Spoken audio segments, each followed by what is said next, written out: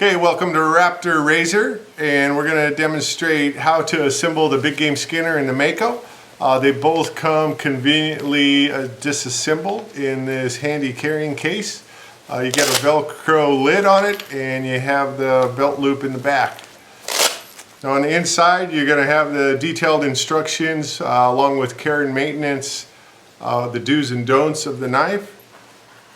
Inside, you're going to have the big game skinner housing. You're going to have two handles, one for the big game skinner, one for the mako, and then you're going to have the 3 blades for each. 3 blades for the mako and 3 blades for the big game skinner. Now the blades come vacuum sealed for your protection so you don't get cut. It has notches on it. You're going to want to tear along those notches when you remove the blades. Always use extreme caution when you're handling the blades, as they are very sharp, surgically sharpened. The handles come apart, and it has a built-in Phillips bit on the tip for the removal of the screws for the housing. On the back side, you have a survival compartment, and we've installed 2 extra screws in each handle in case you lose one in the field. If you're harvesting an animal and you have to change the blade for some reason, and you drop one, say in the snow or in the mud, you don't have to worry and spend lots of time looking for extra screws, because you'll have them in the survival compartment. You can also put your own survival compartment together. Matches, fire starter, fish hook, and anything else you could think of, aspirin or any kind of medication. It's got an O-ring on it to help keep the water out. And all we do here is we remove the 2 screws to open up the housing. And on the inside, you'll notice we have 2 alignment pins. This helps you line up the blade.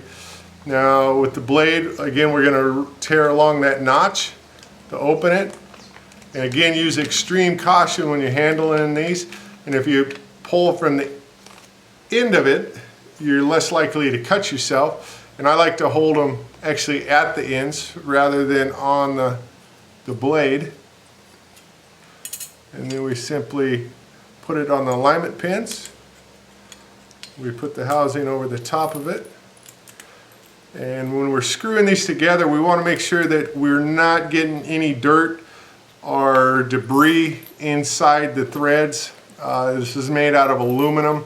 The dirt, sand, and any debris can damage the threads, so we always want to make sure that they are clean. If you find any resistance when you're screwing these together, just make sure that you stop, don't force them, take them apart, blow them out, clean them. And the care and maintenance on the cleaning of this, when you're done with it, as you've seen, it's easily comes completely apart.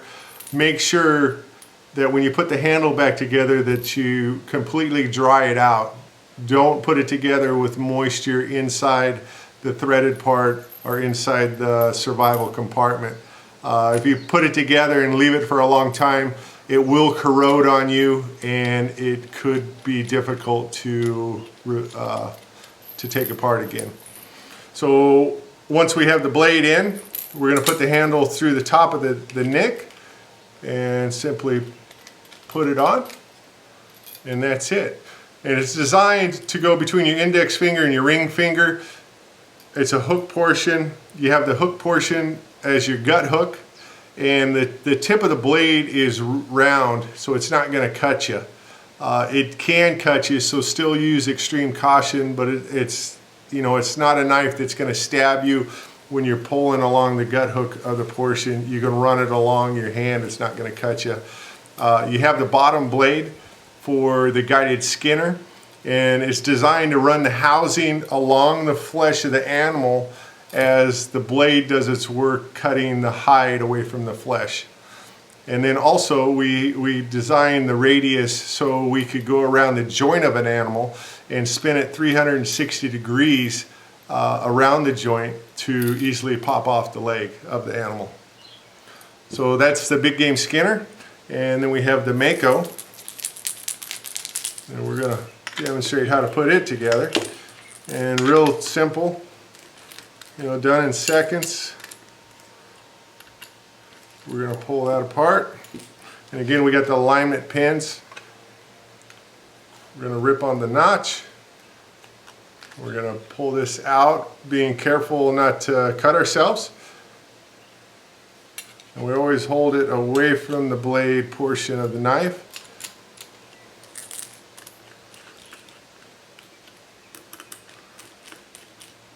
And we assemble it. Now the handles are designed for either a left-handed or a right-handed person. So if you're right-handed, you put the longer housing on the right side. If you're left-handed, we simply just switch it around to the other side and put it on. And that's it. So this knife's designed for the removal of the flesh of the animal, the back straps, the tenderloins, the neck meat, popping the hindquarter, front shoulders off. I actually like to use this knife and hold it like this. More control and cutting out the back strap, popping the joints. And again, this is extremely sharp. You can see I actually just poked it into the cloth and cut the cloth. So use extreme caution when handling these blades. Now these blades run $3 a blade for replacement blades. I do not suggest trying to sharpen these blades. You're just asking for trouble to get cut by these blades. And when you're done using the knives, we want to make sure that we never leave the blades out in the forest or in the wild. So we take them apart, we're saving our foil packaging and making sure that we're putting those back in there for your safety. And as you can see, the housings come apart. There's no hidden compartments on anything. So there's no hidden compartments for bacteria.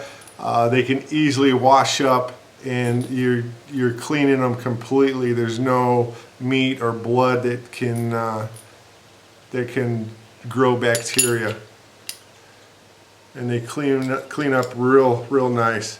One thing with the blades, be very careful if you do reuse the blades after one use. Use extreme caution when rinsing them off, as they will cut you real quick. Now with these blades, you should be able to do multiple animals with these blades. I've done as many as 5 animals in one day with both the big game skinner and the mako. Now coming soon, we're getting the sheaths built for both the mako and the big game skinner, so you don't have to remove the blades each time. But we suggest that you remove the blades when storing it. It's just safer. It's not going to cut your carrying case, and it just takes a second to break them down and put them back together. And just use extreme caution putting them back together. And as you see in the case, you have a compartment for the blades right there. You have the handle compartment. So we're just going to put the blades back in the blade compartment. We put the handle in the handle compartment.